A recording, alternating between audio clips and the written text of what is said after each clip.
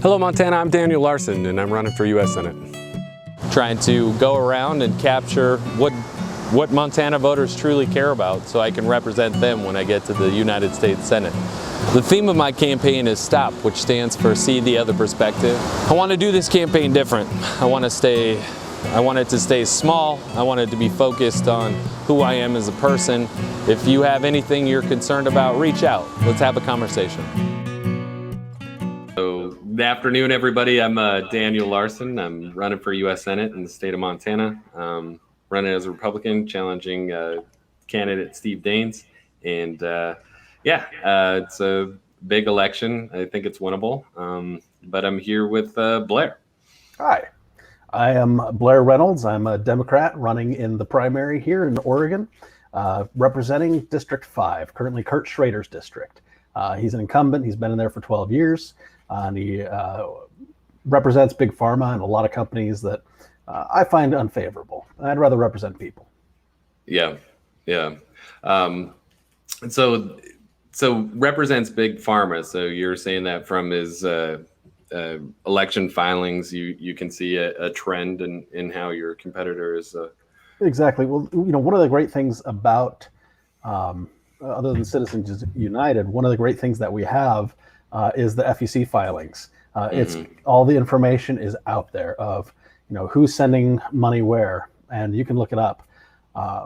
You can even go to Open Secrets, and they kind of have it compiled into different categories. But all the information's there if you want to see, the wonderful names of Verizon and Comcast and petroleum marketers of America. They're all there. And then there's a couple that I've been finding in my competitor that are they're like two pieces of finance. So it's like a money going into a larger pool then goes to the campaign. So it's like, I can't quite tie it, but it's right there, Oh yeah, you can kind of see the trail of okay, this company, the maximum they could do is 5,000, so they split it into these little, this going that way and that. It's all, I'm actually entering my FEC filings right now, and unfortunately, it's pretty easy because I don't have a heck of a lot.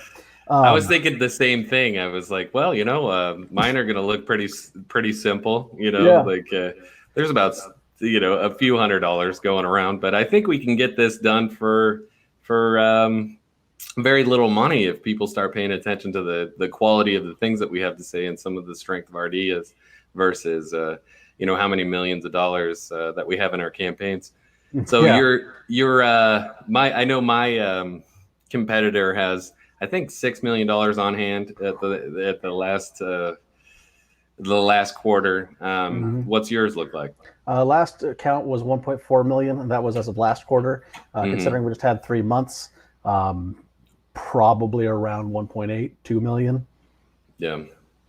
So I think that if Montana understood that if they put me through in the primary in June 2nd, that the summer would get a lot more quiet. All the campaign advertising would go down, and the attack ads would stop, and the billboards wouldn't happen. So, if they like peace and quiet, they should vote for me. Well, that's the funny thing about campaigning, and especially in the time of coronavirus.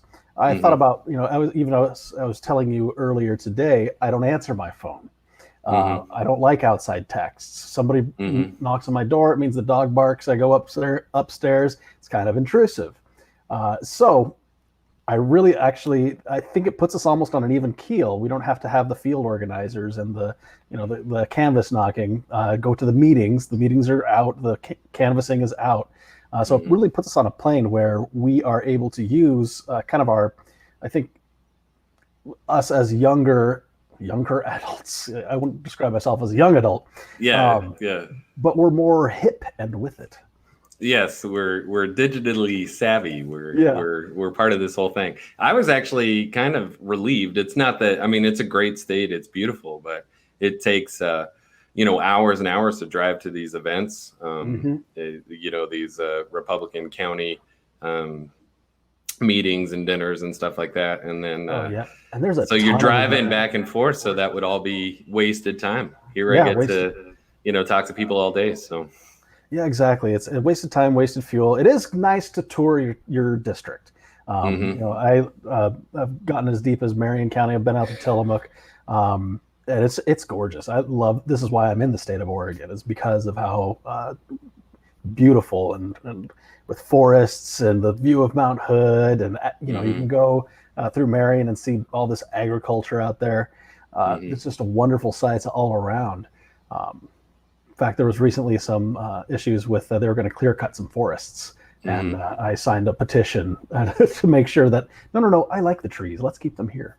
So do you have the same problems with the fire regime in Oregon as we do in Montana? Because responsible forest management is definitely one of those things that I would be pushing as far as opening up some more responsible logging and things like that. Because we only recently, when there was, because of the current executive administration, a lot of the restrictions on logging were released. So suddenly we've got, I was reading this through this project where the forest was going to be clear cut, and the state wouldn't see a dime of it. It would go straight out to the company that was cutting it out, based out of Texas or something. It's just ridiculous. If you're going to clear cut our forest, at least give Oregon some cash. But it's obviously not an Oregonian's interest to see our forests cut down.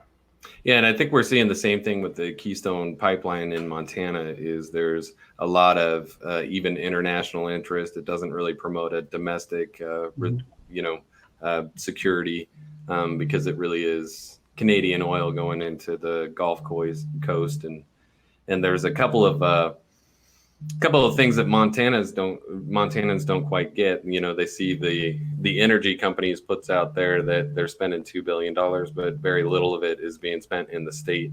And it's just temporary jobs for a whole lot of potential impacts. So these oil pipelines too, the more you do research, it's like, well, they leak regularly, and there's some substantial issues. I think I saw that there was a proposed pipeline coming out of Oregon. I think it was a natural gas pipeline that was causing a few property owners some stress out there, right?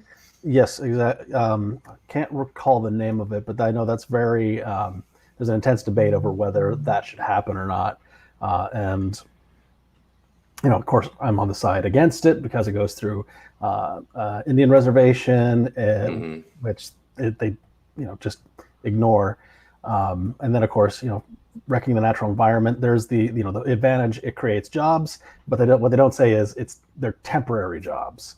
These are, they do the project and they're done.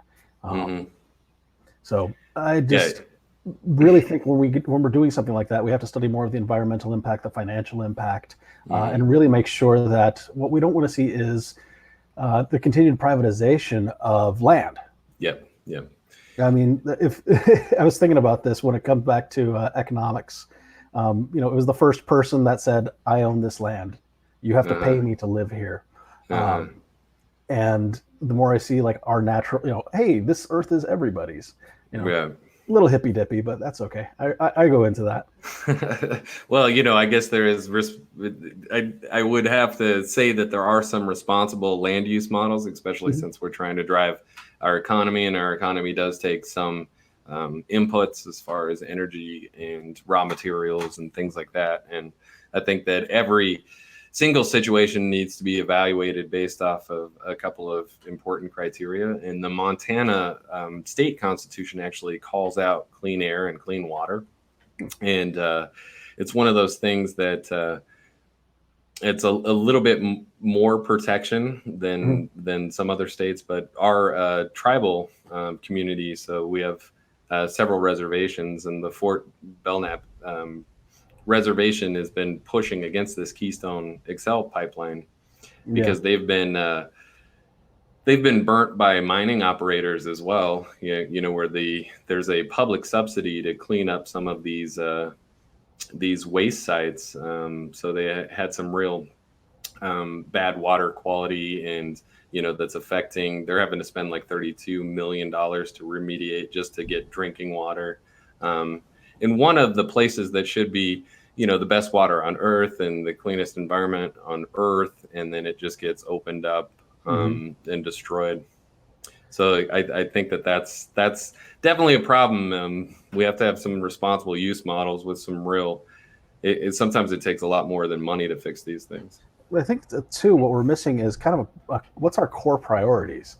Mm-hmm. What are our core priorities as a nation? What's is it this company is and looking at those metrics? Is it because this company is going to make profit? They're going to do well. They're going to put tax in, or is it But do we lose clean water? Yeah. To spend X amount of money to to make the systems to clean the water. There really has to be a set of priorities that we put all of that against. Yeah, and after talking to like small town mayors and stuff like that, it's really showing up all over the place that there needs to be upgrades in water infrastructure in all of these rural communities that have no tax base, from their population, and they're having a bake sale to try to get a new fire truck or something like that, and the money just doesn't roll out that far, and I think people forget it is they should have a reasonable voice. So Montana has a population of like 1 million, but we have 2 U.S. senators, so our U.S. senators should bring home some things every once in a while. So why specifically are you running for Senate? Is one of them you're interested in taking down because of negatives, or? Yeah, I think that ultimately it was the negatives that got me into the race. So the Republican Party is, well, you're a Democrat, you probably agree with this. The Republican Party is lost. I think that the Democratic Party's lost too. So I think that there's problems with the establishment in both parties, and I think a lot of people suffer from the focus of like, well, it's just going to be a blue wave and then that'll fix everything. But I think that you need to work both sides of the issue, and just from a process standpoint, sometimes you have to take out some of the things on the bad end, and I think creating a new vision for the Republican Party would be very productive in the conversation. Absolutely. As far as when you look at the GOP and its priorities, it's all it's been family values. It's been a lot of the priorities that were stated over the past few decades have been completely trodden over. Well, even the resistance to executive action with Obama, everybody was thinking that the world was going to end and Obama was just becoming a king or a dictator. And then you have Trump come in and do the same thing. And nobody calls out the hypocrisy, like not even one person. It's crazy. Yeah. It's but I think what we can both see is, and I've seen this from the Democratic Party side, it's power. They're trying to maintain power.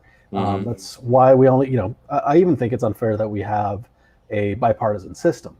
I would like to see more parties with more voices representing more. If you look in, I'm sure it's the same on the GOP side, but the Democratic Party represents, far left liberals, Democratic socialists, more like technology and science driven. There's a broad spectrum within this one party, and I really feel like we need to separate that. One of the things I want to do is start implementing a new voting systems across the country. Okay. Something along the lines of whether it's ranked choice voting, or here in Oregon we have what's called star voting being developed, which is essentially a candidate can get a negative vote that could count against them. Yeah, so I guess we'll have to see how that plays. You were saying that that's happening at the community level now, right? Yeah. It's just the experiment.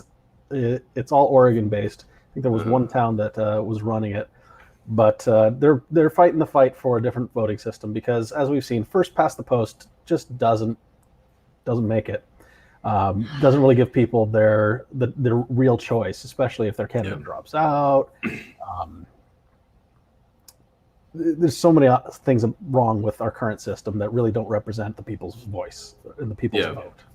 And if we're federal legislators, that's probably more of a unified voice for democracy reforms. Since it's happening at the state level, we really have to get voters to pay attention and start demanding these things, and even do signatures for ballot initiatives to try to get ranked choice and just keep reaffirming some positive change, because I think if people start to see the amount of corporate influence in politics and how that's working directly against their interest, Hmm.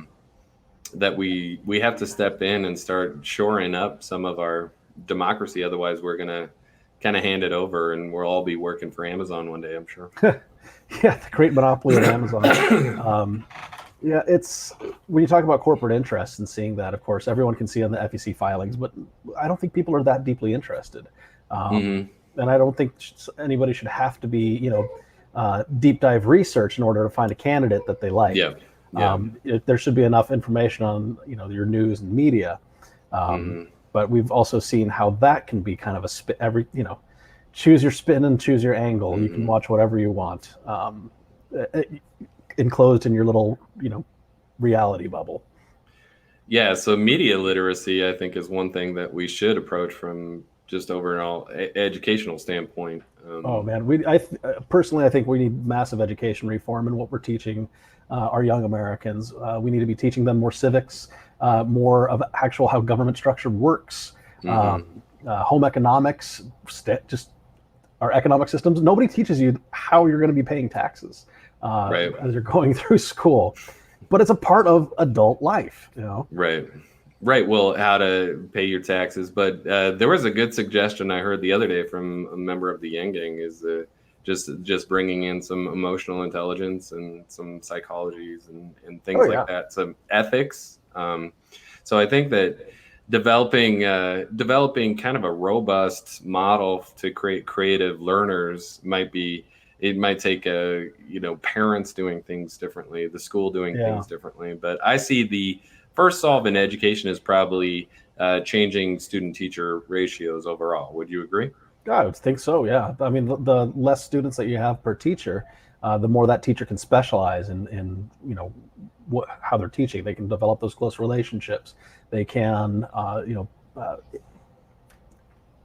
change their teaching method to suit the student instead of the mass. Because even going through high school, I'm sure we've all seen that in a classroom of 30 or larger, it's mostly there's less learning than there is policing.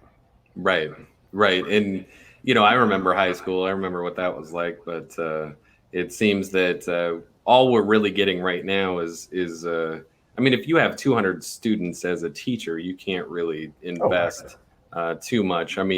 It'd be one thing if that's a college lecture and Yeah. people are just absorbing information and taking a final. But a lot of these kids are having some issues that it would be nice to identify and then have adaptive learning curriculum that would be based off of their needs. And I think that the best thing we could probably do is just change student teacher ratios to around like 18-1 is kind of what I was thinking. But Hmm.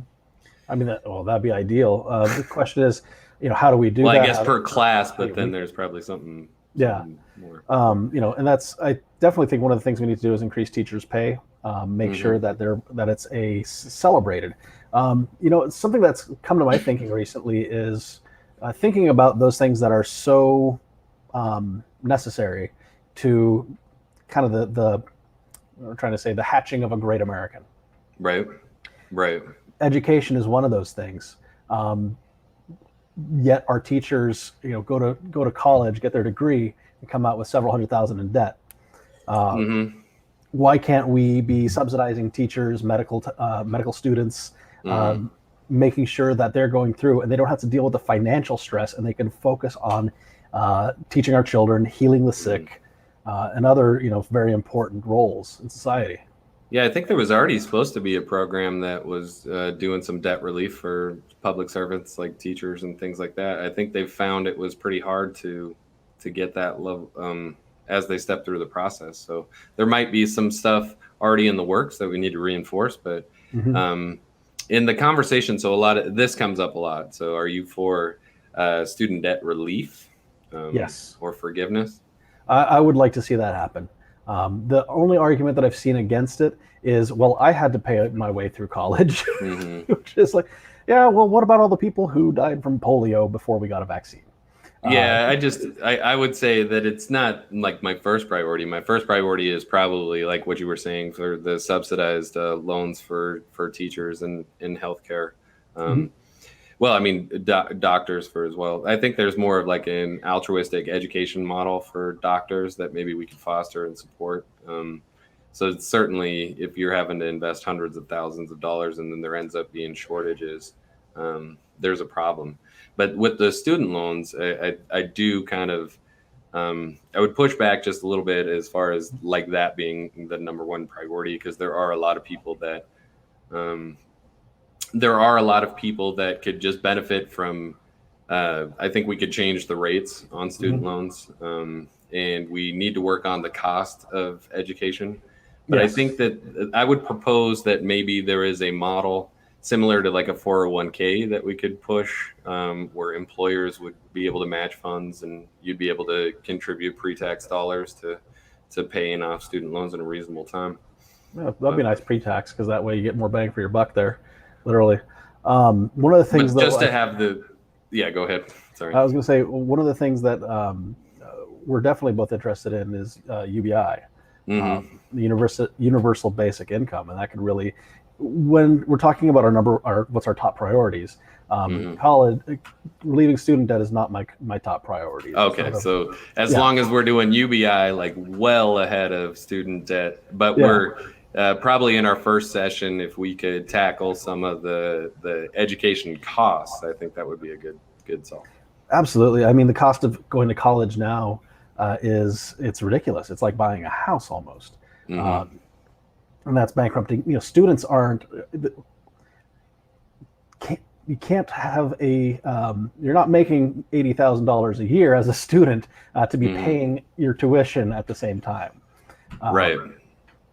Well, and like for me, like my biggest cost when I look at my student loans was, I did a reasonable job of working full time and going to undergrad, but then my last year of grad school actually, was borrowing some of my living expenses, and that is punishing. So it's less to do with the tuition and more to do with the fact that you're actually borrowing your complete cost of living during those times. So I think universal basic income could drastically reduce the overall debt load for students.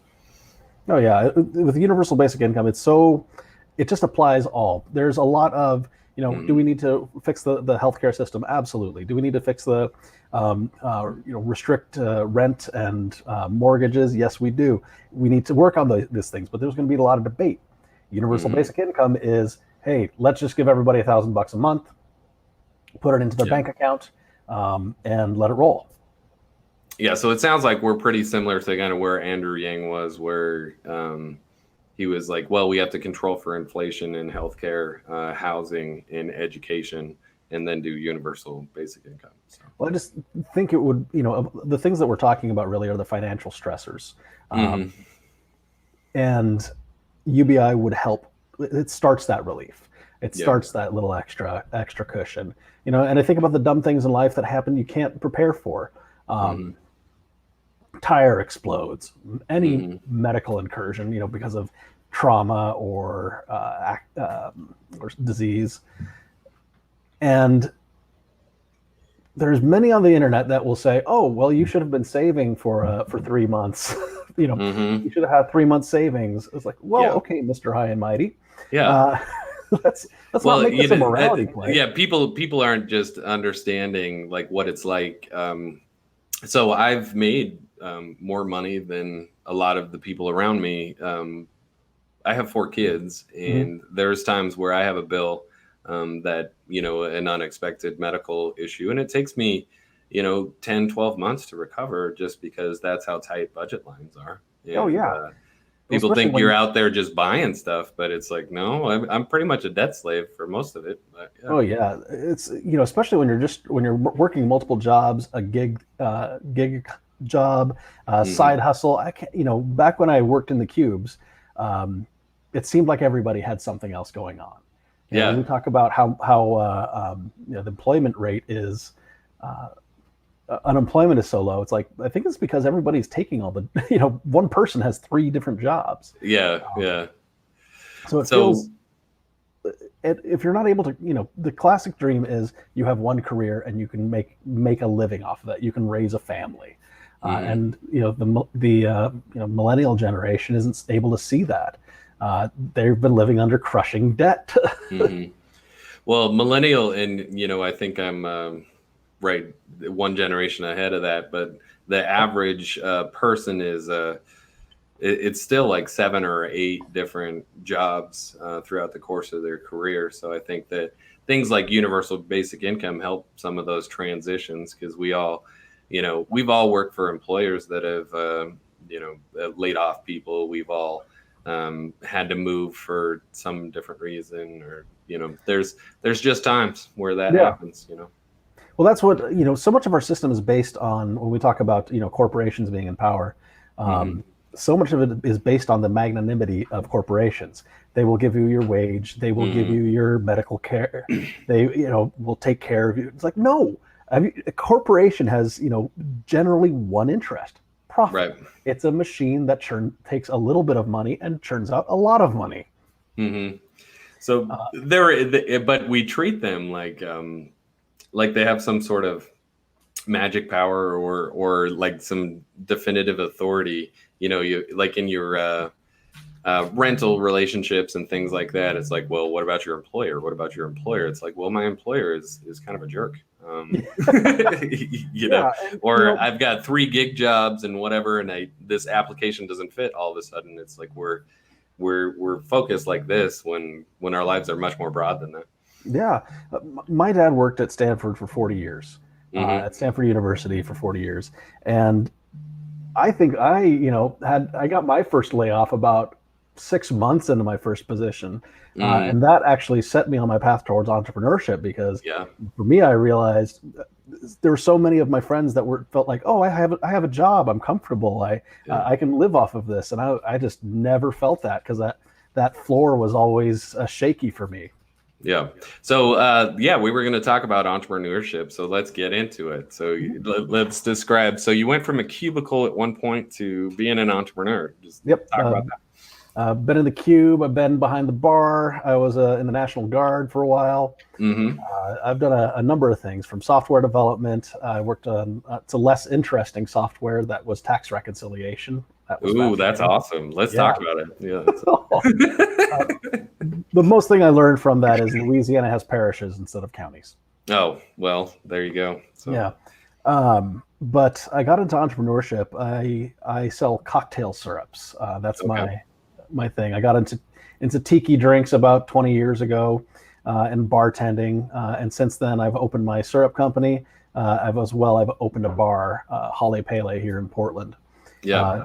The bar is actually the Portland paper reported you as a locally famous bartender. Very famous. My kids know me. That's about as local as I get these days. Yeah. Popular, I think, is the word. Maybe I embellished with the famous. So you own a bar and you're selling syrups? Yep. Which, of course, now that the pandemic is happening, my bar has closed, so I have zero revenue out of that. The bars that I served through my syrups company have closed, so my revenue has stopped through there. So I found myself like, okay, well, I guess I can't pay myself from either of my businesses. So I have to file for unemployment because my businesses can't afford me now. Are you eligible? Still looking into that. Yeah, so some of the eligibility with the pushing out so much of the assistance through the employer and the unemployment model, I think, is leaving a lot of people in the gaps, and we're still trying to figure out, who gets paid and when. And plus, they're putting it onto the overburdened state unemployment systems, which are already, holy crap! It was 10 million in like 2 days. Yeah. And that's, when you think about it, that's a whole chain. There's an entire supply chain. From the farmer growing the lettuce, to the trucker delivering the lettuce, to the warehouse that fulfills it, to the market that sells it, to the chef that cooks it, to the server that serves it. And all of them are impacted by the loss of that business. We're going to start. And all of them, when we delay the payments to the people too, we delay the ramping up of that chain again, because it's one of those things where it takes a long time to kind of the full effects to come out. And then the more we are conservative with our resources, it's like, well, do I have to keep this here? So, I've got things to pay. I've got bills. I need groceries, all this other stuff. But it's triage mode, and you're like, okay, well, I'm not going to buy lettuce for a second. I'm going to, keep it in the bank. So that might. It's it's a surprisingly libertarian concept that really inherently trusts where to put your money best. Right. And I think that's fantastic. A lot of people, I've heard the argument that, the people are going to spend it on drugs and alcohol. Okay, wonderful. It's gone back into the economy. It's gone into taxes. It's gone into small businesses. There's black market economies, I guess, too. But that definitely, it's viscerally upsetting to a lot of people where they're like, they can't get over the idea. Like even drug addicts. Even drug addicts. It's like, well, some of these people are homeless, and some of them, if they had a little bit more optimism, they wouldn't end up in those places in the first place. And a lot of the people I was talking to, a small town mayor out of Hot Springs, Montana, and his population is a really high percentage of disability, And so a lot of these people are seeking assistance that would be equivalent to a universal basic income, but then there's no incentive to come back off of it. And I think that little bit would probably change things pretty substantially. Well, when it comes to especially when you talk about our disabled community, differently abled, whatever's the best way to say it. One of the early parts of my platform, I was really, how can I say, Bernie-esque. Federal jobs guarantee, jobs. It sounds great. And I realized how you're still tying in, still tying living to being part of a corporation. Right. And it's very ableist. There are people who live and have value, but are unable to show up to a factory, show up to an office. They still have value. And that's one of the biggest things I like about UBI is it shows that you have value outside of your labor. Yeah.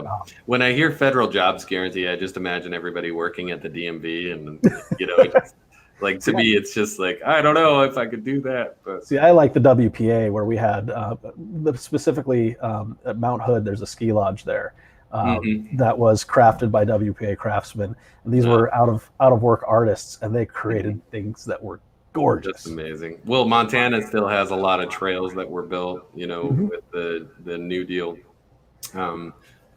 Job corps and things like that. Yeah, see, I think we can.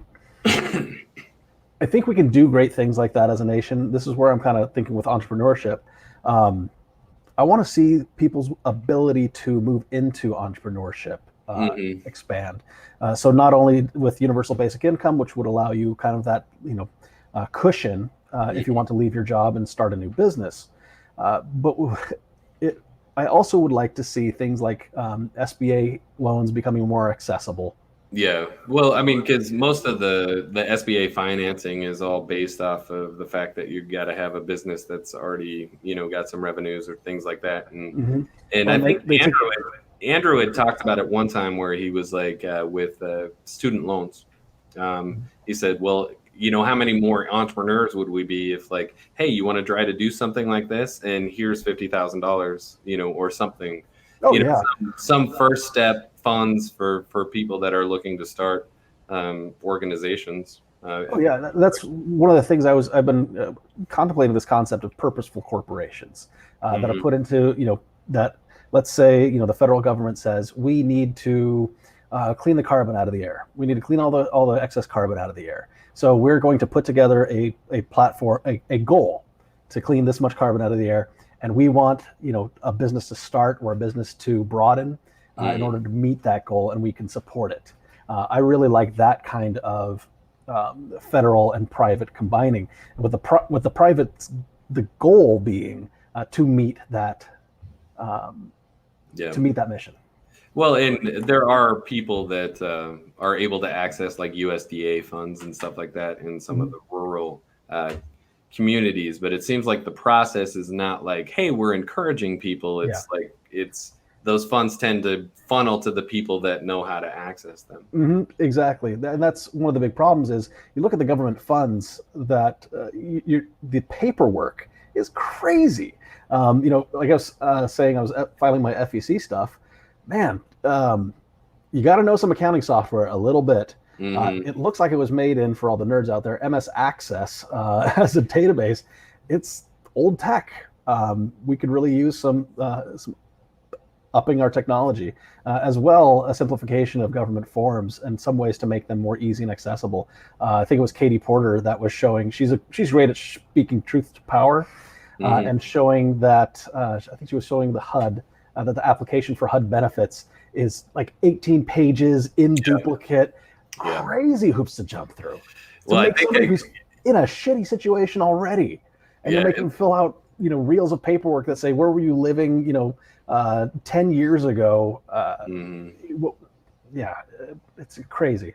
So I think we really need to, and that's with UBI, that universality really opened my eyes into, wow, we're really means testing and making people jump through hoops. Are we real? Does that bring any value? It reminds me of, when we talk about means testing, kind of a living example was Governor Rick Scott in Florida, where he decided that for anybody to receive benefits, they had to go through drug testing, which, by the way, he owned a drug testing company. And what? Yeah. Stop the presses. Do we have corruption in politics? That's amazing. But then they found out it was like 0.02% of people had drugs in their system.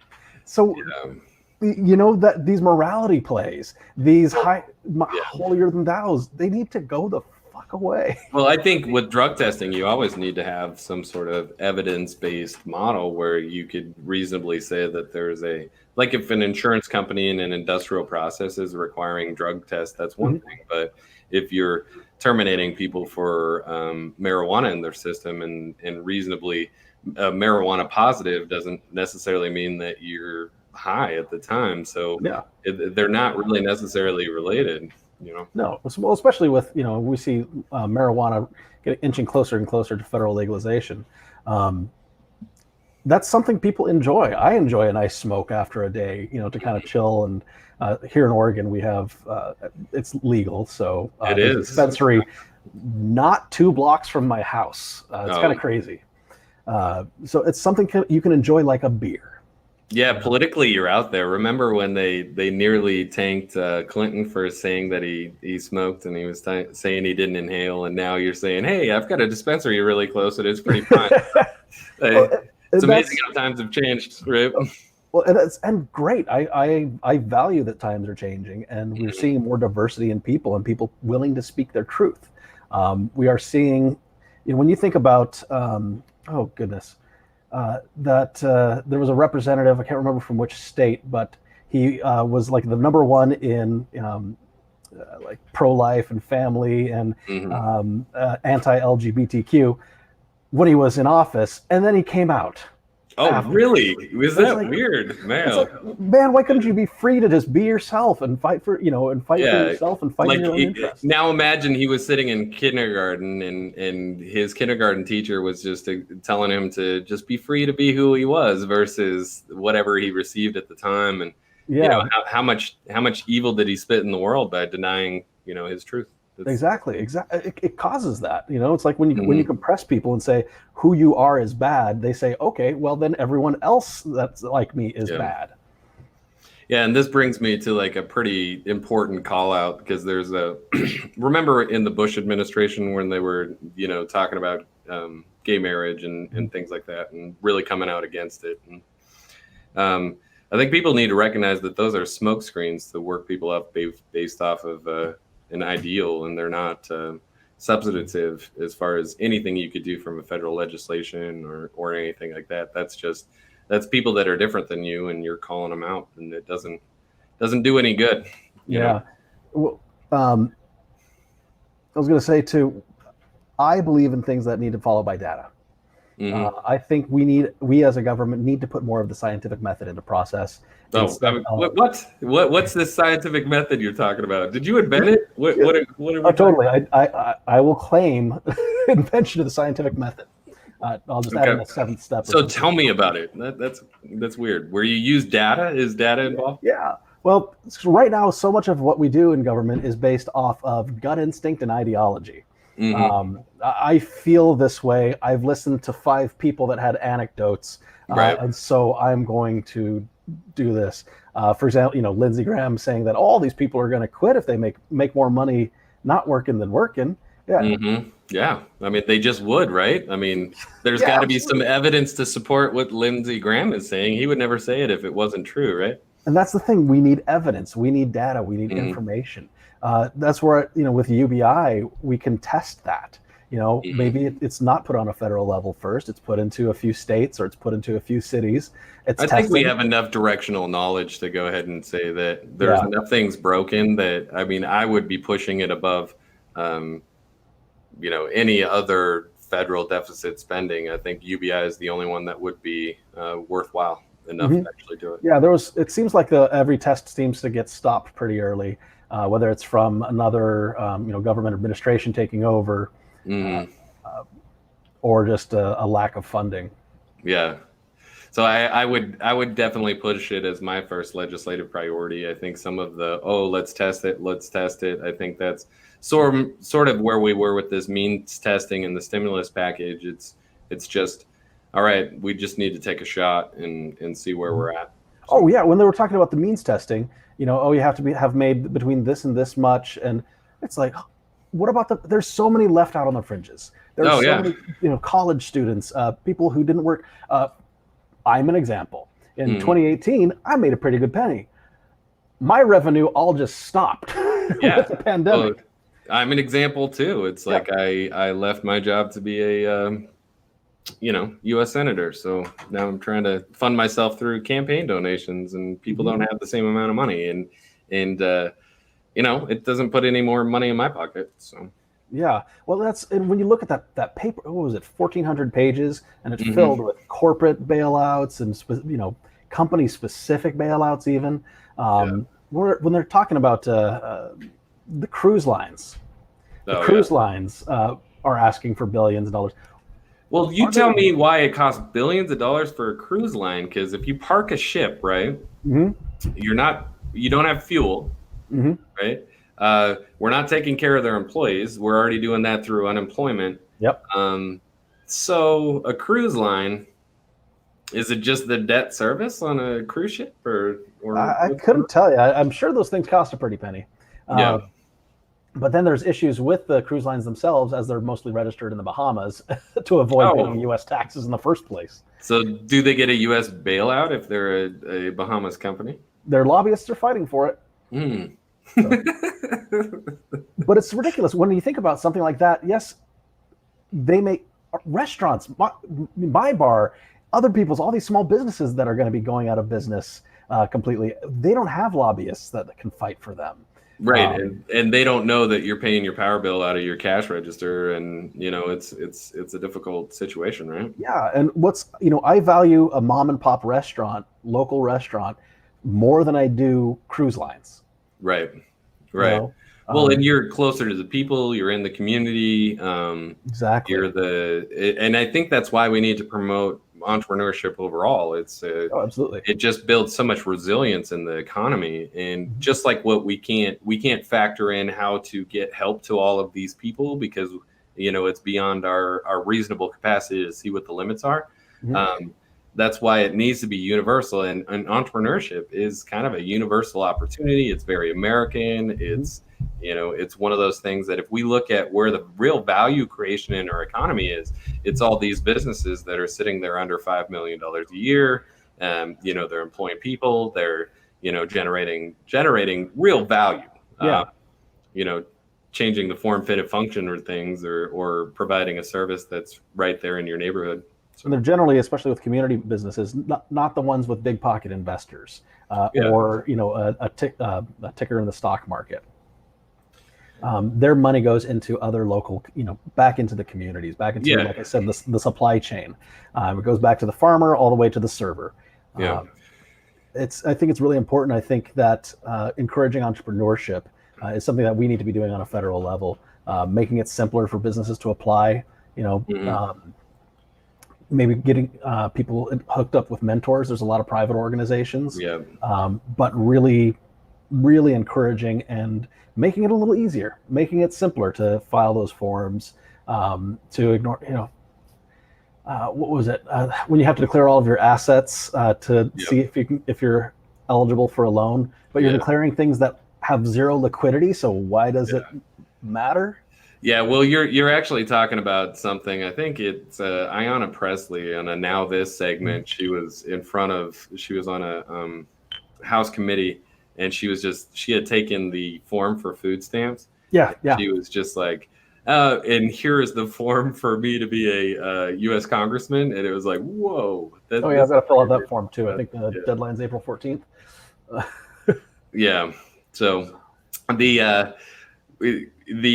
the thing about UBI, and I know it's going to start to sound like a silver bullet, but do you think it might increase the value of the bar that you currently own? As a small business owner, I want more money in the pockets of customers and potential customers. Yeah. So what do you think it might do to revenue on the bar on Main Street there in your town? So the good news about my bar is it's pretty much at capacity 24/7 when it's open. It became wildly popular because we've got, it's very fun.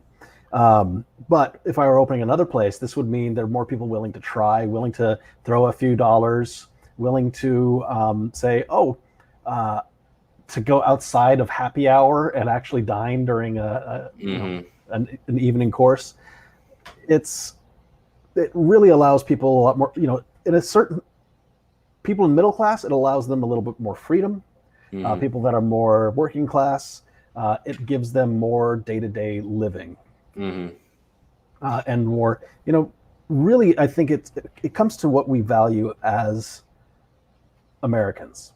And I think one of the things we've talked about with America is rugged individualism and how it's collectively not working very well. Yeah. Well, the rugged individualism, people have to understand that if we want to promote it, we have to remove some of the barriers for everyday people to actually elevate themselves into Exactly. It's my thought is every American has value. Every person has value. I'd really like it globe. Every American has value. So why are we not making sure they don't have financial stress, making sure they're taken care of, making sure they're well educated, making sure, why are we like, that just makes sense. It's kind of and plus on the preventative end, it's way cheaper than on the other end. If you just think about, health outcomes, education outcomes, criminal justice, it's just, we end up investing one way or the other, whether people are happy or sad, and I'd rather try to keep them on the happy end. And it's like saying, well, you have to pull yourself up by your bootstraps. Well, I wasn't born with any bootstraps. I guess it's going to be pretty tough for you. I was born in sandals. What do I do with those? I guess you just make a flip-flop sound, maybe lay a beat down, put it up to SoundCloud, see if Lil Nas X is going to put it and make you famous. So actually, most of the successful, like the really successful businesses that were started, really from the ground up, they're started on $5,000 and $10,000. It's not crazy. People kind of forget that we're in, generations where there's entrepreneurship going on all the time.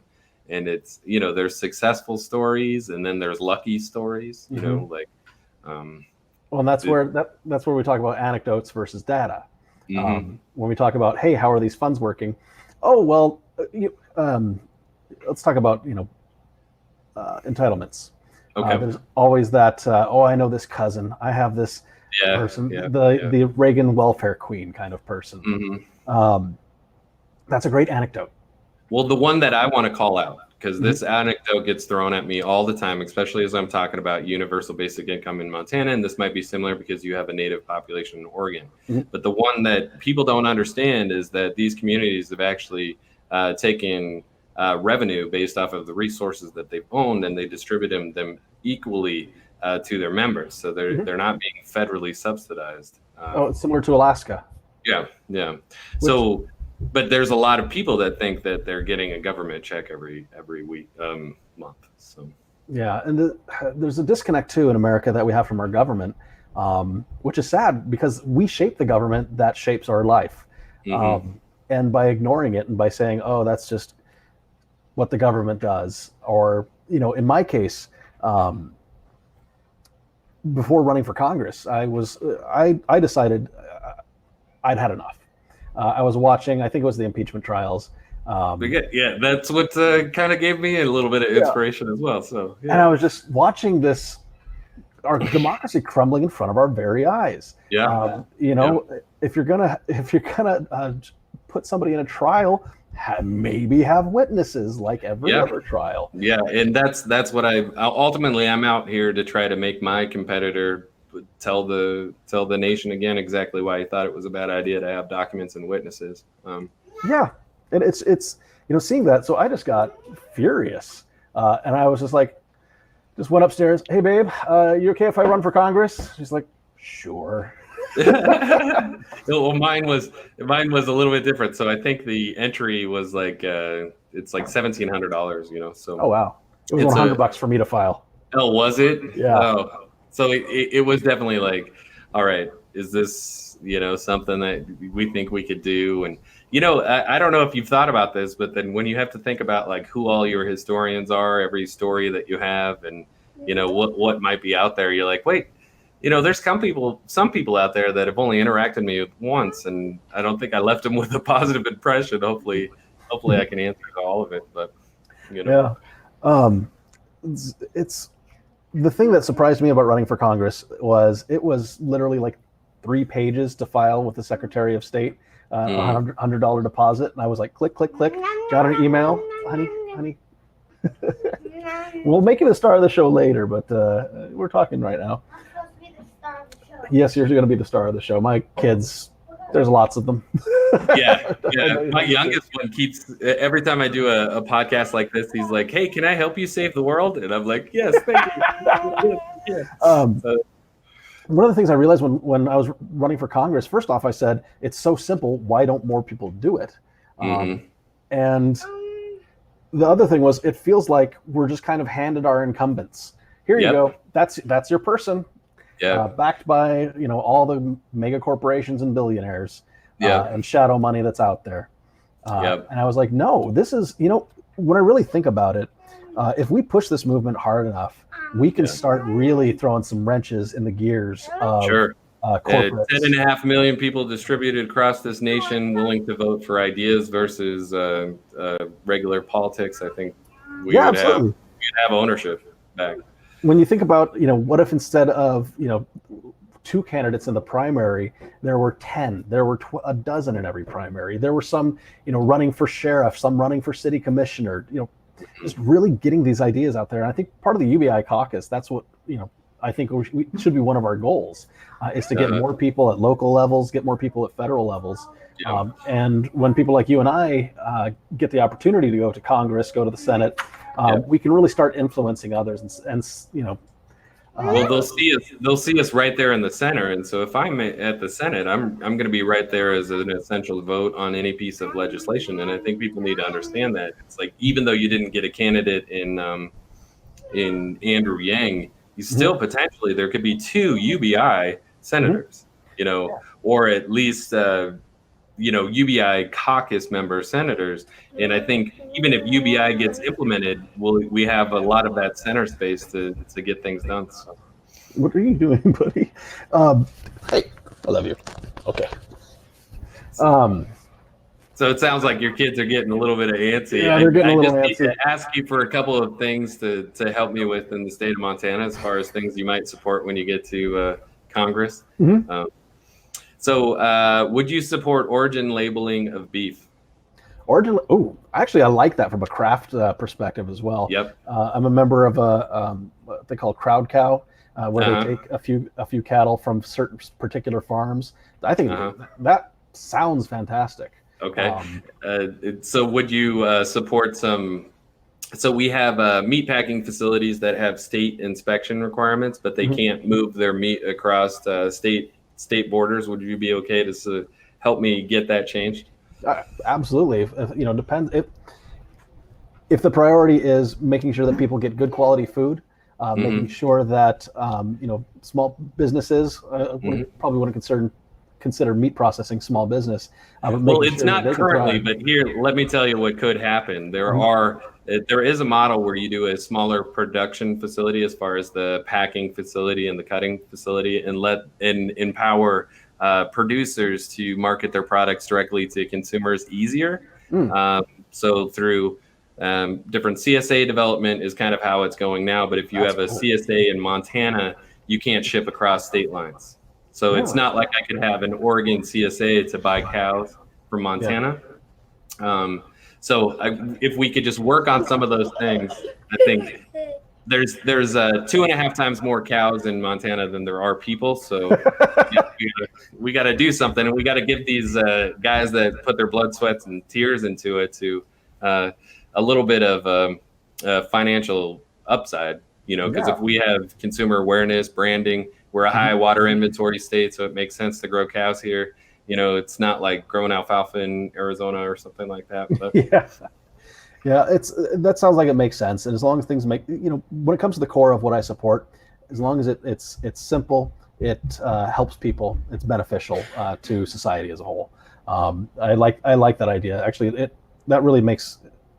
I like the idea of our food becoming less centralized as well. Yeah, so it appeals to that. Okay. What about? I started a thorium caucus yesterday. Do you want to be involved? Yes. Okay. I think we need to stay away from the N word.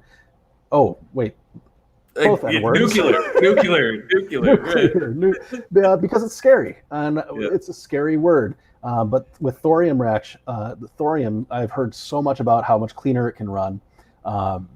We need to look into these because, what is it? Germany and France both have different energy models. Germany went with more of a renewables, and France went more with nuclear. And they found in Germany that the renewables, the machines constantly wear down. They're not super efficient, but nuclear energy is extremely efficient. Thorium even more so. So I would call it thorium for humanity, maybe caucus. Just because I want it to come from, I think you need to do there's so much opportunity in thorium that I just wanted to laser focus the conversation, because some of our nuclear conversation has been pretty influenced by money and politics and some bad things. So I think there's some money out there that would try to perpetuate the old style model that probably needs to be not part of our energy future. But thorium, I think, it has the opportunity to be world changing. So exactly. And there's still fusion experiments going on as well that I think we should continue to research and develop. We don't need not just renewables, but continually research new energy possibilities. So okay. So a couple of big wins. Let's come back to the state a little bit. Would you support access to federal lands? So limiting property owners' restrictions of federal land access? We had a little problem with that here in Oregon. I don't know if you knew about the standoff. Oh, really? What happened? Let's talk about it. Yeah. That's, it's not an issue that I studied deeply. It depends. I think for me, it would depend on how that federal land is being used. Is it currently being used? Is it accessible? Is it, functional land that could be going into use, whether that was in agricultural production or. Well, what I'm talking about mostly is for sportsman access, like hunting, fishing, just regular public access to federal lands. Sometimes these property owners are putting up a gate, and they won't allow easement or right of way. So there's a couple of pieces of Montana legislation that might be good. So incentives for landowners to provide easement, but just working that and making it a little bit more robust. I think you have a beautiful state that people probably like to get out in. And do some of that. Yeah, I'm not a hunter myself, but I have friends who do hunt, and I'm sure they would like more land to go around and to find and to enjoy. To sit in a tree in. Would you be okay if we didn't try to legislate gun ownership? Gun ownership? No, that's where I get a little tricky. I think the argument itself needs to really change. I agree with you there. We need to stop saying, "Well, ban assault weapons," and let's get it down to. I would like to see first off. Being able to carry weapons that are for safety purposes, Not something that can mow down a classroom in 20 seconds. But if your house is being broken into, or you're a concealed carry and something's happening, you know, 1 or 3 bullets can come out in a reasonable amount of time, not, you know, mow down anything down. I also am a full believer in the first part of the Second Amendment with a well-regulated militia. I like the idea of, you know, if you're going to be a gun owner, that doesn't just mean, here you go, have fun. There needs to be training. I like training, licensing. I even like the concept of being attached to a local National Guard armory, even being part of a military reserve. So if I think I could agree that, like, let's look at how to reinforce that responsible militia model and maybe even increase, you know, what that looks like, just because there's a lot of paranoid people that need some reasonable safety from the government, like insurance, you know. Could we go after the Patriot Act together? Yes, absolutely. Because I think that would be freedom from the tyranny of the government. So I think anything where we could, let's just find any of those bullshit named ones. Skies Act that'll, you know, that deregulates the Children with Food in Their Mouth Act. That actually defunds education. But no, I would definitely like to look through the Patriot Act and try and restrict some of that. I think a lot of what it did was shifted a lot of power into the executive administration, and really shifted a lot, like expanded the powers of, you know, intelligence operations and data pulling. It takes away our, you know, Andrew Yang talked about data is one of the things that we generate data ourselves, even by taking our phone, you know, putting our phone in our pocket and going to the house and to work and to a store. But it's being used by private entities without our, you know, our say in it, without us gaining value out of it. So I feel like data as a property right really needs to push forward, and we should be able to opt out if able. I would 100% agree. We'll call it the Opt-Out Act. And we'll just see what happens, right? So either you introduce it, I introduce it, but somebody's going to introduce it. We'll figure it out. I like the idea too. If we get some, you know, similar minds in both houses, people who, you know, like people who don't look at the D and the R and just want to legislate, want to move the ball forward. Right. Well, I think there's a lot of work. Would you support initiatives designed to reduce abortions overall? Wait, let me finish what I'm saying. Just reduce the number of abortions, not legislate access. Does that make sense? Correct. Yeah. Okay. Well, that's something like, you know, improving access to birth control, even something like, you know, people having a better education, better UBI. People have UBI. We'll start there and we'll see what happens. But there's less financial stress. There's less, you know, I just see it as a good thing all over. So I would like to see, you know, that kind of access happening in order to, you know, the lessening of abortion is a side effect, is a chain effect down. So actually target maybe use a scientific process and start to figure out what are the most impactful things that we could do, the most humane things that we can do. Criminal justice reform. How do we eliminate, like, Khalif Broward sort of stories? Khalif Broward story, I'm not familiar. Oh man, is this kid that was put into Rikers Island for he was accused of stealing a backpack. Never had trial. Did 2 years I believe in solitary confinement. Came out just scattered, broken. He ended up killing himself, but it's a real tragedy in our criminal justice system. So I think, based off of my understanding currently, I think that removing marijuana from the drug schedule is probably one part. And then another one is I would like to eliminate solitary confinement. Are you okay with that? Absolutely. I'm against solitary confinement. I'm against private prisons. I don't like the death penalty.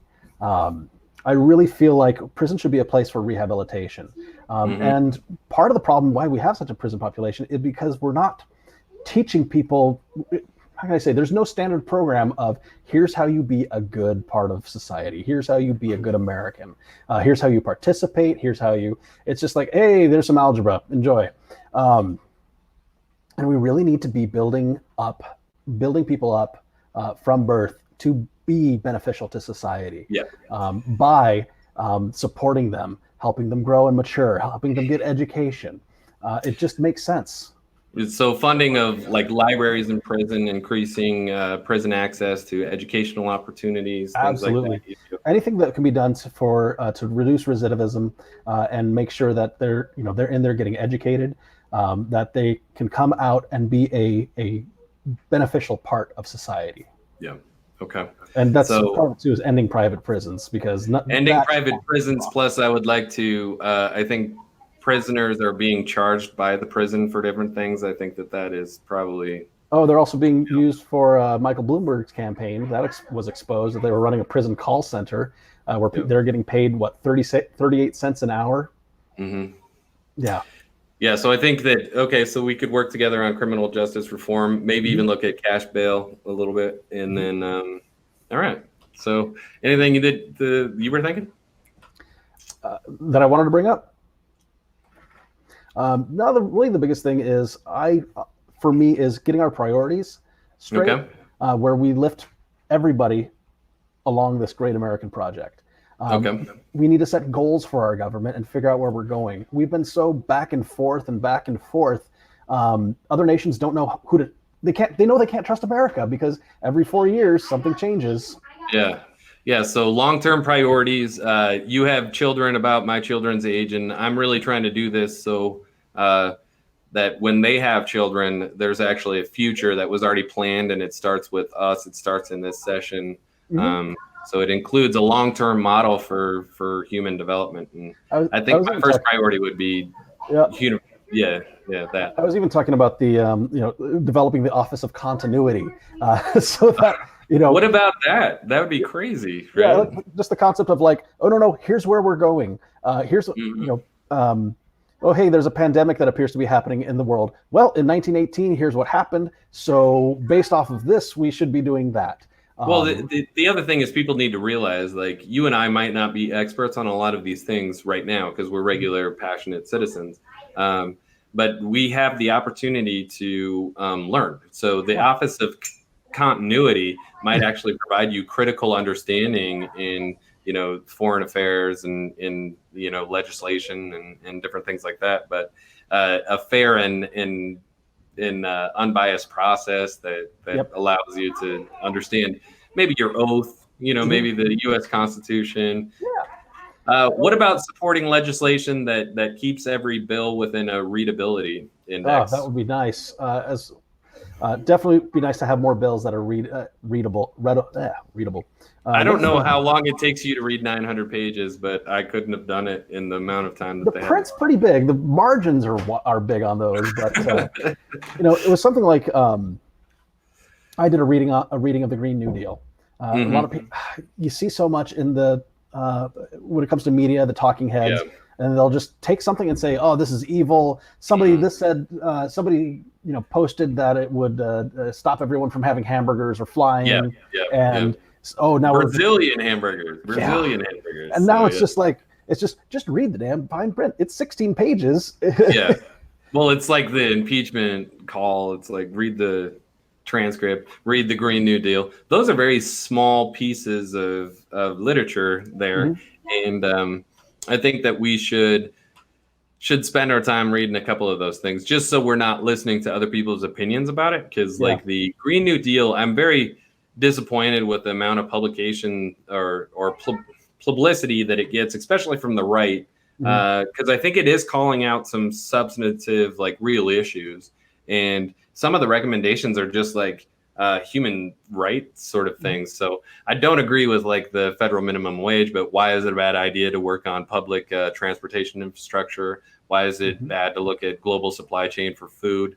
I think these might be a good idea. So yeah, protecting diversity for all peoples, because we're all Americans here, no matter the color of your skin, your creed, your caste, your whatever. But yeah, I actually like the structure of the Green New Deal. in part because of its simplicity. This isn't the complex legislation that's built, with 1,400 pages. It's a law that sets a goal and has us move towards that to other more micro legislations of, okay, we want to be setting off this, getting our carbon capped by 2040. How do we go about that? How can we legislate that? So I've got a good idea, and it starts in agriculture, and I don't know if you want to work on it with me, but there's a couple of companies out there that are actually paying farmers for their carbon sequestration in their soil. So carbon capture, it's a carbon credit model. So it's a soil use. It's putting the carbon back in there through crop rotations, cover crops, things like that. But it's something that I definitely would like to promote as part of the climate change conversation. So. No, I haven't heard much of this. Mostly it's been farmers complaining about, from the ones I've talked to, complaining about their crops not being sellable and then just getting a big check from the government to make up for it. Well, I'm also a victim of tariffs. The price on glass bottles, because there's no production in the U.S. It's all in China. So glass bottles went up by 20%. So, yay. And it's, we need to realize that the things that we do have an impact on, when they have an impact negatively on Americans, and they're not just you can't just do a grandstand executive order. So somehow we have to move these trade conversations to more of like a responsible, here's the execution date. I think it's okay to have some rough conversations with China over trade, but I think we need to pull ourselves out of make ourselves more resilient against some of the global impacts of those things. But definitely, I don't know, because it's all the executive, I guess, in that. But these conversations need to be structured better. They can be heavy-handed, but they need to give supply chains the time to respond. Absolutely, yes. Especially when you have a centralized supply chain based so much on China. I think we need to, when we're talking about things like that, encourage soft power in diplomacy. We need to make sure that we are, developing relationships with other countries so that we're all working for a common good and a common cause. And we're, not bloviating that we're going to blow them up or something. Yeah. So I would definitely support, I think we need to move to a model where we're respecting sovereignty of other nations. We're working through the UN and NATO, and we're not really going on our own. Yeah, we have a really bad history of respecting the sovereignty of nations, don't we? Well, just when they've got something we want, I think. Yeah. I definitely feel like I think America we need some self-focusing time. We need to do some introspection. But there's some global risks out there. I mean, we might get called to some different theaters, but definitely we should only be going as an international community. We should be doing diplomacy first at all costs. So. Yeah, you don't. Even in I play Overwatch. It's a considered an esport. Play the heck out of it, and you don't go in alone. Mm-hmm. You don't go in alone. You go in as a team. Yep. That's the only way to win. Yeah, so we should have a UBI Caucus esports tournament. We're sponsoring it. So no. Yeah. I'll be a healer, so everybody gets to stay alive. That's what I was in the military. So yeah. We could do a fundraiser where we all we give people access to kind of watch us play each other, and whoever wins, that'd be great. Gets the money, right? So we need some creative fundraisers because we don't have the direct line into the big PACs and whatnot. I was thinking about if I get famous enough, I'm going to auction off my math hat and see. Nice. Yeah. Did you get a signed one? I didn't get it, but what if I sign it someday? What if you sign yours? What if you sign yours, Blair? I mean, come on, seriously. So, we have a name out there, so we have the blue check mark on Twitter. We're important. Oh, I didn't get the blue check mark. The check mark community is down. How did you get yours? Just emailing them. Emailing. Like gov@twitter.com. Okay, because that section of Twitter, it says we stopped verifying people in 2018 or something, and it's like, no, but here's all the blues. You email them and you sign up for Ballotpedia. To make sure you're on that. Yeah, so I'm on Ballotpedia. I just have to finish my survey. There was a couple of questions. I'm like, I want to get this really right, but I don't know. I'm sure you've seen all the questionnaires. This is kind of for me, this is kind of the fun stuff of like, ooh, seeing the you know, the process behind it. Yeah. The 40-page questionnaire sheets from various unions or trade organizations. So here's what I was thinking. I am not filling the because mine started with like the NRA and some of the religious right groups. I think that to keep my voice open, it's like I definitely need to talk to these people, but I don't want to fill out questionnaires because I'm not seeking endorsements of any one organization. Oh, exactly. It's I've received those too, and the questions are so twisted. Towards a certain perspective. It's like, some of them are just like, but you definitely see how candidates could just go check, check, check, check. All right, hoorah, you know. And although the ones I've gone check, check, check, check, I didn't get the endorsement. Oh, really? Yeah. This when it really comes to politics, it's money and it's networking. Yeah. And it makes it really hard for outsiders like us to win. Yeah, it's horse betting. Well, the other thing is the media too. So you can have really good ideas, you can have good principles and stuff like that. But unless you are known somehow, the media is not looking for people that are just rising up. So yeah, see, that's why I started the famous bartender route. Well, I was doing a hardware store, so that makes me kind of locally famous too. Nice. So it's like, that's cool. So do you have people come in, and do you have any people giving you campaign donations at the bar? No, the bar's closed right now. What about when you entered? No? No, it was mostly, they give the tips to the servers. That's all I care for. Mm-hmm. There's one guy came after I was on NPR, and he gave me $100 and thanked me. So I think that people are pretty tired of the Republican Party. Do you think? I think people are tired of parties in power in general. Yeah. One of the things that I want to do is get in there and start ripping those out. When we talk about, hey, let's have a bipartisan committee, how about we have a nonpartisan committee? There's so this power is so entrenched in our system. It needs to be stripped out. It needs to be stripped out. Well, people's voting power is still there. So I think we just need to make people aware that, like, pay attention to every single vote that you have. And, I would recommend people living in the state of Montana vote on the Republican ballot in an open primary to change the world. So, ooh, wow.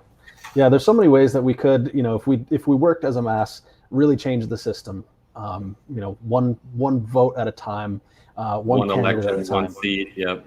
And develop a pipeline too, because this is not over. So. Yeah. That's the great thing about when you get into something like UBI too is it doesn't end with my campaign.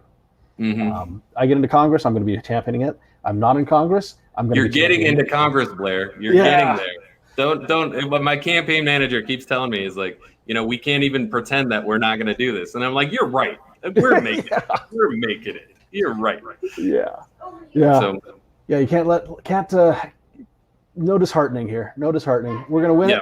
We're gonna get there. Blair, you're gonna make it. We're gonna change the goddamn world. Let's do this. Yeah. Because I really need the job. But yeah, me too. Me too.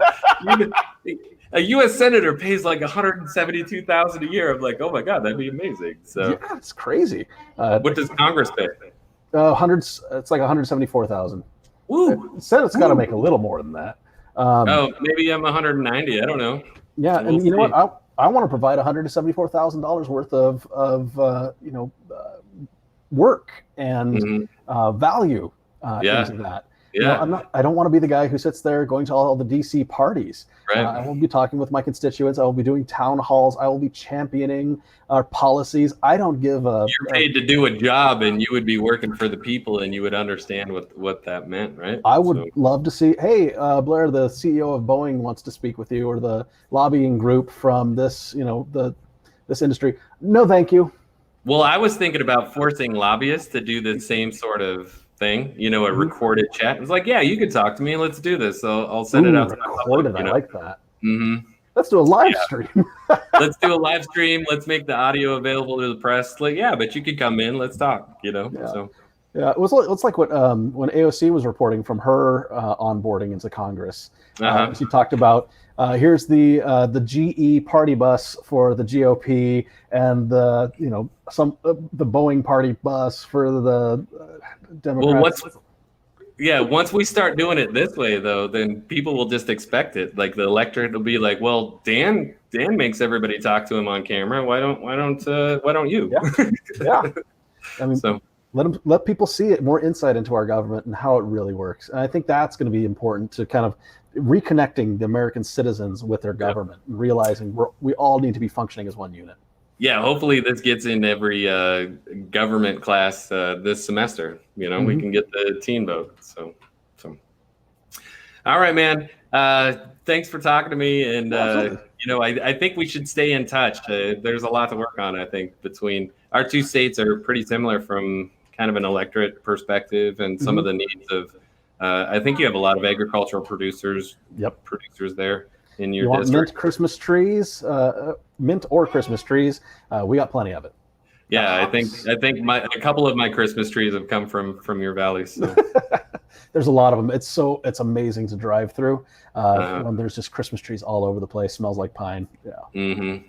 Well, hops too, right? So it's a high value crop, and actually, in my valley, they're trying to develop it as well. So.